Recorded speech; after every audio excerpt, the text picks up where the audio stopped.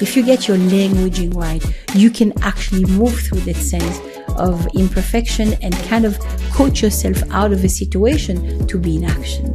Profmed Future Professional. Shared values, one future. I'm joined by Sophie Licht.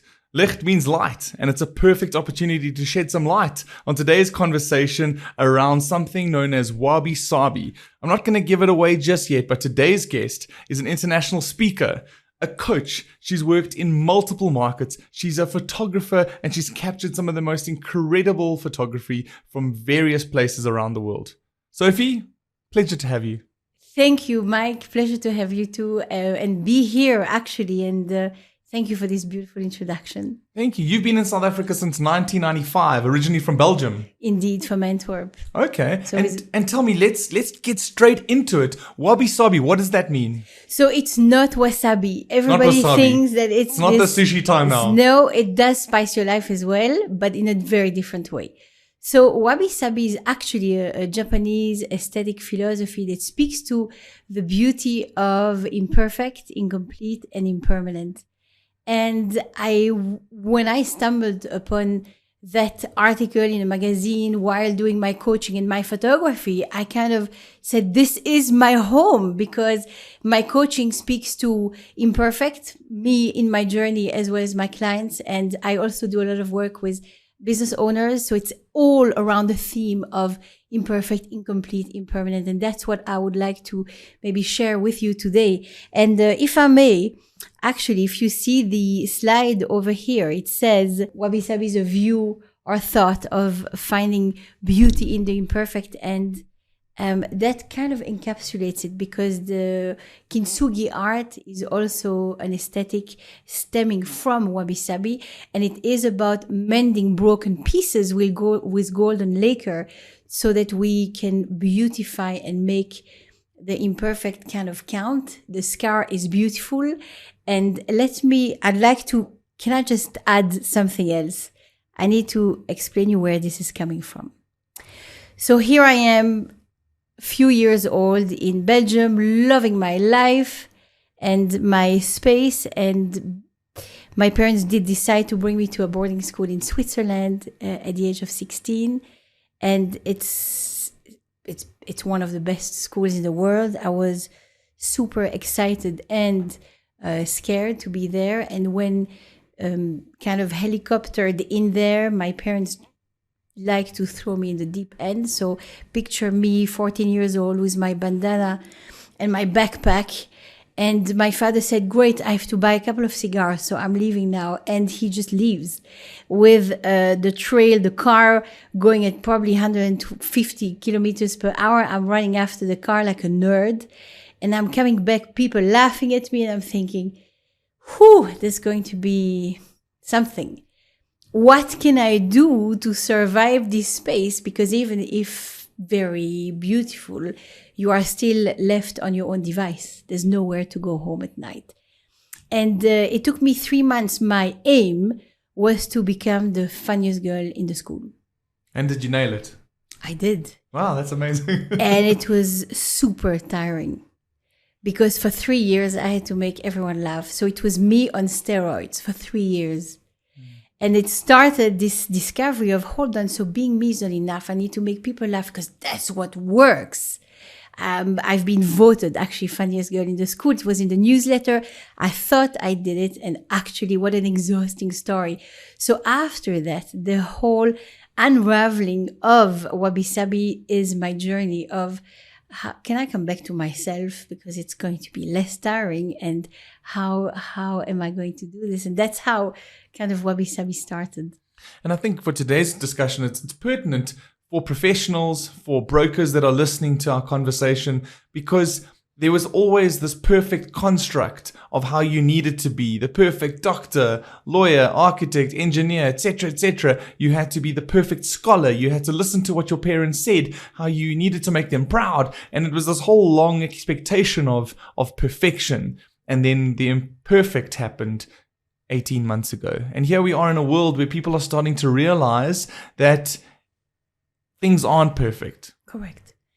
And maybe it is just as it needs to be, because we cannot wish problems away. It makes us so much stronger.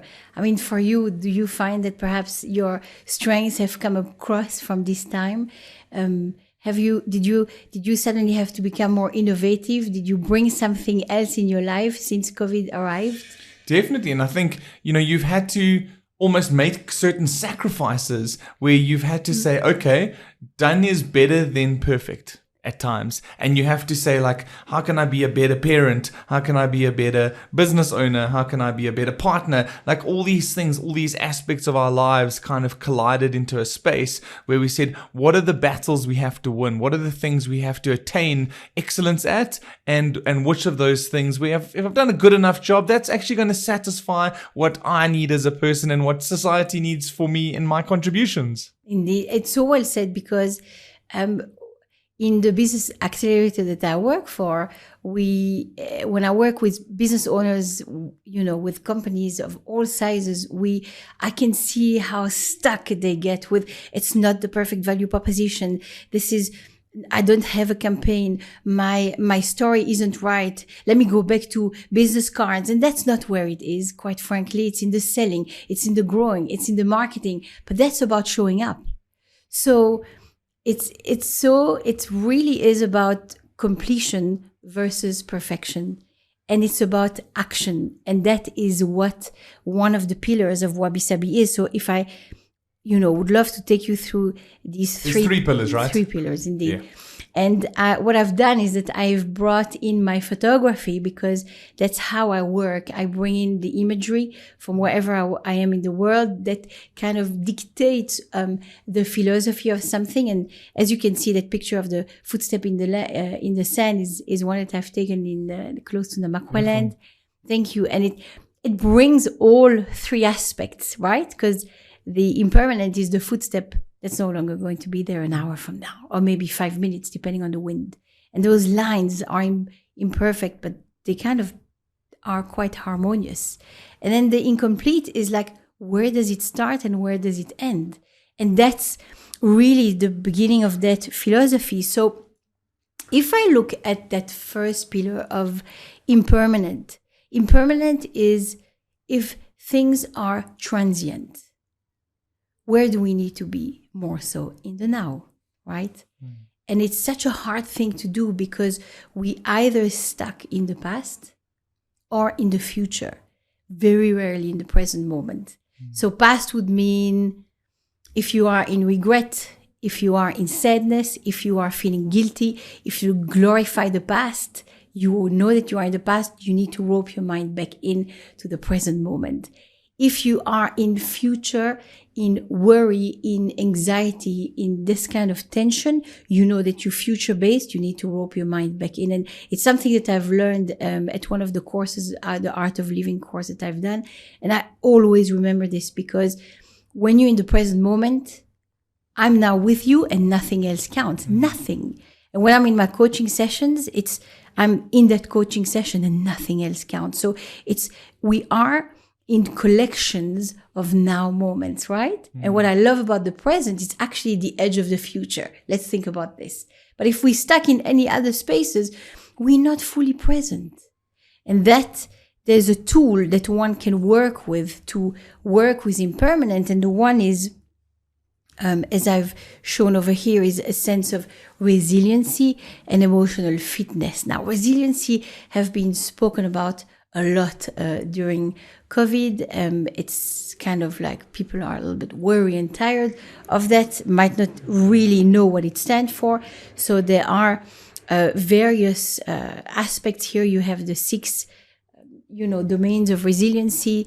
There's an app actually called Driven, and you are able to work through your resiliency with that app. But maybe one of the cornerstones of it is your vision, right? So clarity is power. When you know your outcome, you feel clear, you feel better with yourself and the world around you. You feel more resilient because you know that you're moving in the direction that you're choosing to. And that's what pandemic paralysis has given us, right? It's given us the fears and the anxiety and all of these like knot in our tummy feelings because we don't know what the future looks like. Like we've lost our clarity. Everything that we knew or we thought we knew ceased to exist, even just basic social interactions. And I think if you talk specifically to the present is the only tense of reality, because this is what's happening now. The past, like you say, that can be super or it can be terrible, depending on how your mind reconstructs those memories. And the future, that is, you visualizing or looking forward to something that doesn't exist yet. So both of those future and past tenses are just made up in our minds, where it's the now that is what's actually happening. Exactly. And you know how we often say, like, change your story, change your life. It's about having a background that is strong enough in order to have a really cool foreground to move towards. It's kind of, your past does not have to equal your future unless you live in there. And it's very important and pertinent because, right, so COVID arrived, I'm saying it as if it's a guest that arrived, and maybe there's a better word in English, but since the arrival of COVID, it has intensified the fact that we are not in control. But truth is, Mike, we are not in control. We never are. So what it actually has done for us is brought us a bit of a reality check that we always need to be in the driver's seat of our lives and not be on automatic. So that's the story about the resiliency, and the emotional fitness is another really interesting one, because we often go to the gym to ensure that our physical well-being is there and that we exercise our muscles. And I would like to say, what about our emotional home, right? And emotional fitness is actually about being fit emotionally, and what is our recovery time when we have a setback. Yeah, and as South Africans, we don't like to talk about our feelings. We don't like to say there's anything wrong. So I think it's the one thing that's always a challenge, is to how do you ensure your mental wellness? Indeed. And that emotional fitness is about being resourceful. It is about bringing consciousness in so that we can see what our collection of habits are, and our belief systems, because that's kind of driving the biggest part of our subconscious mind. And without needing to become too philosophical or deep, we only 10% is consciousness. The rest is subconscious. And Peter Sage came up with a brilliant way of introducing it, because I'm an avid reader of, everything that is related to personal development. He kind of shared that our consciousness is like an ant, right? So imagine us being conscious right now. We are this industrial ant moving towards a northerly direction, but we're sitting on the back of an elephant marching south. So there is a dynamic tension between where we want to go and where we think what we are about. And our belief system will always win. And that's why we need congruency. And that happens through emotional fitness. And tell me, what have you noticed working with professionals from a range of companies through this business accelerator that you're involved in? Like, have you seen a drastic shift in professionals? Have they become more resilient? Have they gone into, like, batten down the hatches, buy the baked beans, and let's set up the bomb shelter mentality? Like, what's the headspace of the professionals that you deal with? So the ones that I have seen and worked with throughout this time, it's been very varied, but mainly extremely resilient. You know why? Because you have no choice, right? So it's that sense of hunger. So when you are salaried, there is a little bit more luxury, if I may say, to kind of,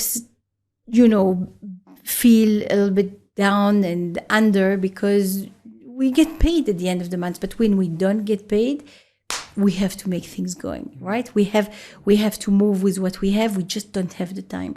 So yes, being human, what I've seen and worked with most of these businesses is that when they do feel down, that recovery time is a lot faster, because they just can't afford to be down. Survival of the fittest. It really is like that. Okay. And tell me, what's in your next slide? What have you got for us? So imperfect.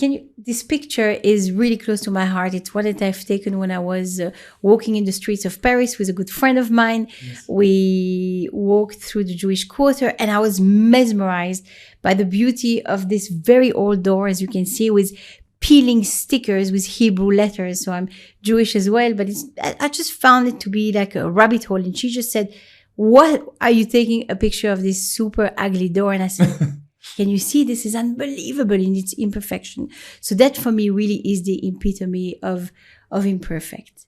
And what I want to speak about here is, and all of these tools do kind of bleed in one another, and it does have a sense of flow or waterfall, because one cascades into the other. So this one is about focusing on becoming, on striving for excellence and not perfection. It is about action and being decisive. So, for example, in here, we speak to the fear of hesitation, right? Because if we think we're not perfect, we're not going to do what we're meant to be doing. So that is this tool that we are needing to work with, is being much more decisive and not letting our thoughts and our kind of thinking and feeling run our lives. And your coaching clients, like how do you get them to consider hesitation versus knee-jerk reactions, and then do those decision-making elements need to have experimentation and insights supporting them? Very good question. So, you know what's interesting about our brain is that, so we are designed to simply survive. That is our modus of operandum. And so what the brain is going to do is, when it feels that there is a moment of stress coming on, it's going to kind of, magnify this particular signal and alarm that there is a sense of danger. So perhaps when you put your beautiful shirt on this morning, you didn't feel any kind of stress. But if you think of the first date, if you married, yes, and I'm not trying to hit on you. So imagine that first date with your wife, and maybe there was a sense of being nervous, and think about the thoughts that you gave yourself, that you spoke to yourself, with yourself about that. Yes. Now, if you buy into this consistently, this is where, again, we rob ourselves from doing what we're supposed to do, becoming the best version of ourselves, all the kind of stuff that we always hear. Mm. Because one of the mechanisms of the brain is to, as I said, is called the spotlight effect, to bring in hesitation, is, Mike is in panic mode or is anxious. Let us just magnify the risk and ensure that he stays put.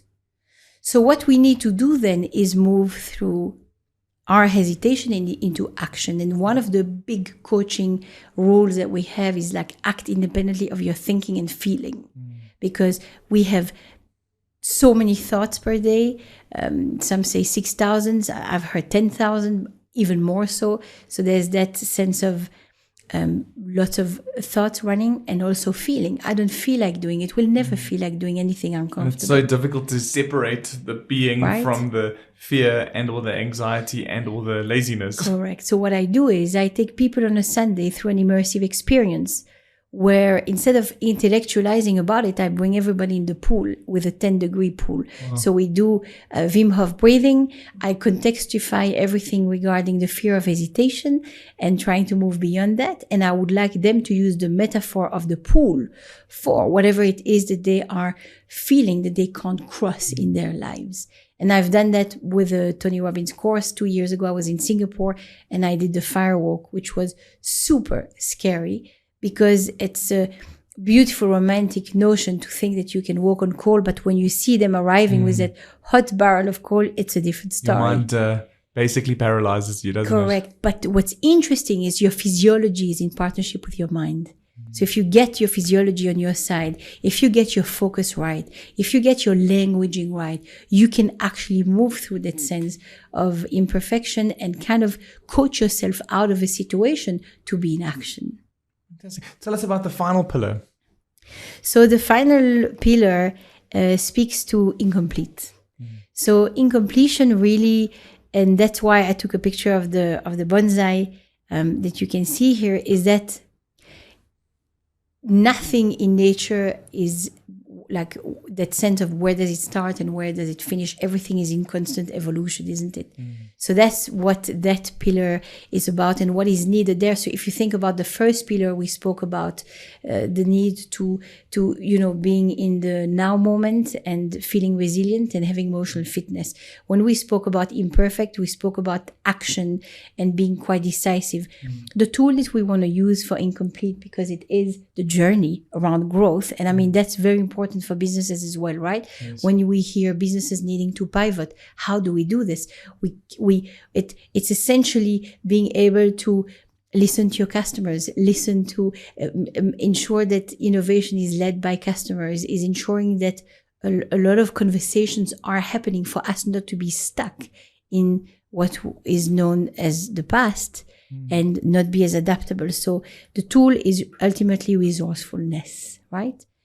What it means is that I have heard business owners speak about, I don't have enough money right now.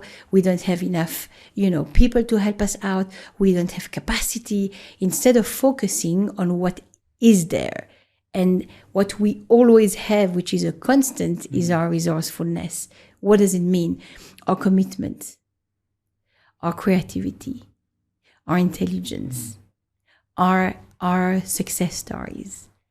You can continue. There's such a big list, but resourcefulness, and it's unique, and we all have it. So that's one of the big sources of energy that one can have and manage, is to have a sense of ultimate resourcefulness. And what I love to kind of move through to the next slide is that, again, something that I spoke about, or that is often mentioned in our personal development courses, is that success is 80% psychology and 20% skills or mechanics.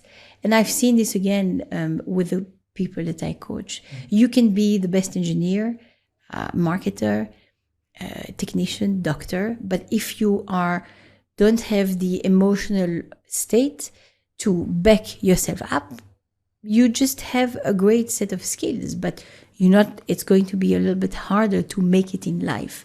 So psychology is where we mainly need to work on. What does it mean? Not needing to go to a psychologist, but working on our emotion. And maybe if you do, it's also great, but it speaks to emotional and mental state.